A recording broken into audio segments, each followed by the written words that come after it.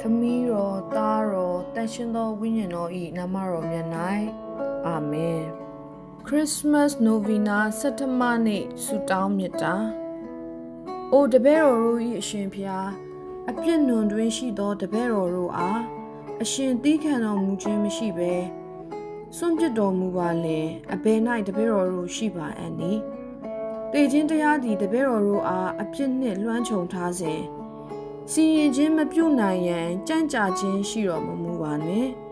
အလင်းအမြန်အခွင့်ကညာလွတ်တော်မူပါဗျာအကြောင်းမူကားကိုရိုရှင်အားပြစ်မှားကျူးလွန်ခြင်းများသည်များပြားကြီးမားလှပါသည်ပြစ်မှားမိသမျှအတွက်နှလုံးကြေကွဲဝမ်းနည်းမိပါသည်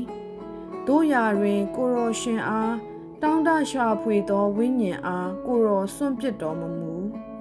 အရှင်အားမျက်ွယ်ပြုလစ်လျူရှုမိပါလေယခုပြန်လည်၍ကိုရောအားတောင်းတရှာဖွေပါမည်ကြံရှိနေသောလောကအတ္တတာ၌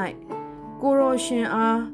သစ္စာရှိစွာချစ်ခင်မြတ်နိုးနိုင်ရန်ကူညီမဆတော်မူပါမျှော်လင့်ခြင်းကြီးစွာဖြင့်တောင်းလျှောက်ရာကျေးဇူးတော်ကိုနားညောင်းတော်မူပါဖျားအိုအမိမေတော်မာရိယာတပည့်တော်တို့အဖို့ငါဂျားဝင်စုပန်ပေးတော်မူပါတောင်းတအပ်သောကျေးဇူးတော်တို့သည်မေတော်အားဖြင့်ရရှိမည်ဧကန်အမှန်ဖြစ်ပေသည်အာမင်